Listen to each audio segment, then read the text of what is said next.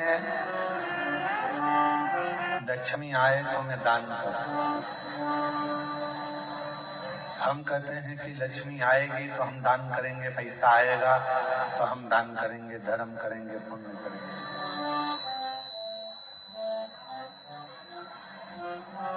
आप और हम कहते हैं कि लक्ष्मी आए तो हम दान करें, और लक्ष्मी कहती है कि तुम दान करो तो मैं आऊं।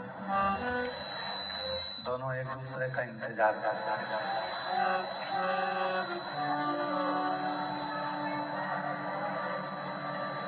आप लक्ष्मी का इंतजार कर रहे हो कि वो आएगी तब मैं दान करूंगा, लक्ष्मी इंतजार कर रही है कि तू दान करना प्रारंभ कर तो मैं आना प्रारंभ करूं।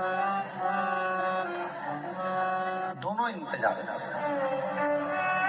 अब जैसे लक्ष्मी कहती है कि तू दान कर और आप कहते हो कि आए तो दान करो, उसी तरह शिव महापुराण भी कथा कहती है। लोग कहते हैं कि हम बहुत तकलीफ में हैं, बहुत दुख में हैं, बहुत कष्ट में हैं, बहुत प्रॉब्लम में हैं, तो भगवान शिव भी कहते हैं कि तुम एक बार मेरी शिव महापुराण की कथा तक पहुंच जा, फिर मैं तेरा दुख मिटाना प्रारंभ कर दूंगा, तेरी तकलीफ को मिटाना प्रारंभ।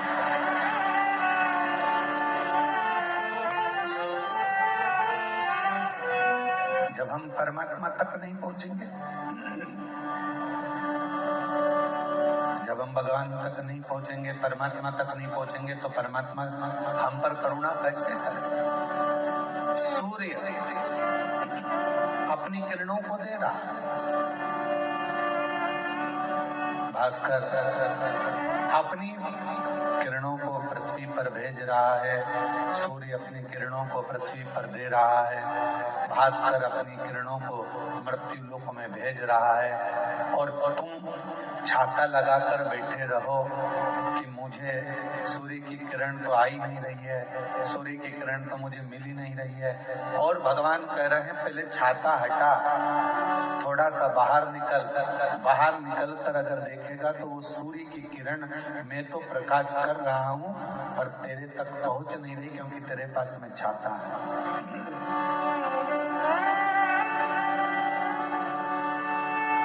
वो सूर्य की किरण आपके पास आ सकती है अगर आप ये अहंकार के छाते को थोड़ा दूर करो। सूर्य की किरण आ सकती है यदि आप अपने भीतर के संशय के छाते को, जो हमारे भीतर अविश्वास, हमारे भीतर जब विश्वास नहीं होता तो अविश्वास अंदर प्रकट होता चला जाता है।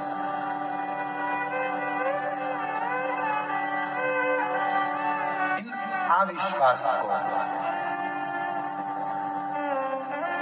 अहंकार के छाते को थोड़ा दूर करो।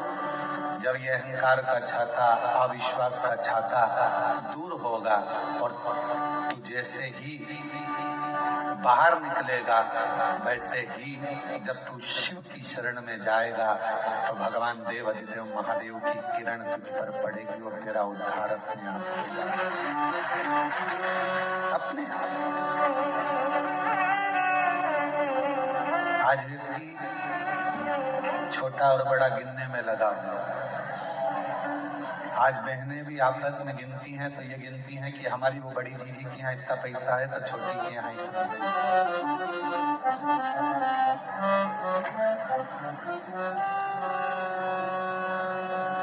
आज बड़ा और छोटा गिनने में दुनिया लगी है। पर शिव महापुराण की कथा में भी वर्णन आया, ब्रह्मा जी ने भगवान शिव को बहुत छोटा गिना था।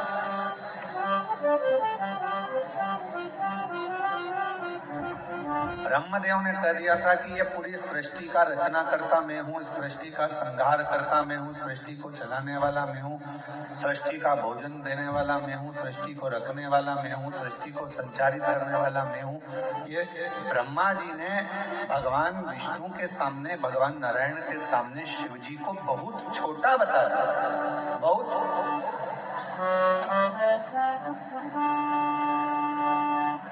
पर शिव महापुराण की कथा करके किसी को छोटा ना बताओ,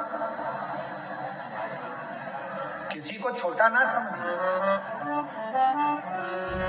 तुम्हारे यहाँ पर बर्तन मांजने के लिए कोई बर्तन वाली माँ आ रही है, तुम्हारे यहाँ भोजन बनाने के लिए कोई भोजन वाली माँ आ रही है, तो तुम्हारे यहाँ झाड़ू पोछा करने के लिए कोई झाड़ू पोछा वाली माँ आ रही है, तुम्हारी दुकान पर कोई काम कर रहा है, तुम्हारी फैक्ट्री में कोई काम कर रहा है, तुम्हारे घर पर कोई काम कर रहा है, तुम्हारे होटल पर कोई काम कर रहा है, भले वो वेटर है, भले छोटा काम करे चाहे बड़ा काम करे, पर एक बात याद रखो, उसको कभी छोटा मत समझो। ना जाने कब समय का पहिया बदलेगा और हो सकता है जिस होटल पर जो नौकर काम कर रहा है वो सेठ बन जाए और तू नौकर बन जाए। इसलिए जीवन का कोई भरोसा नहीं। जो तुम्हारे यहाँ काम कर रहा है हो सकता है कि एक दिन उसका भाग्य खुल जाए, शिव जी की कृपा से एक लोटे जल से उसकी किस्मत बदल जाए और वो करोड़पति बनकर बैठे। जीवन में कोई छोटा बड़ा ना, हम क्यों छोटा समझते?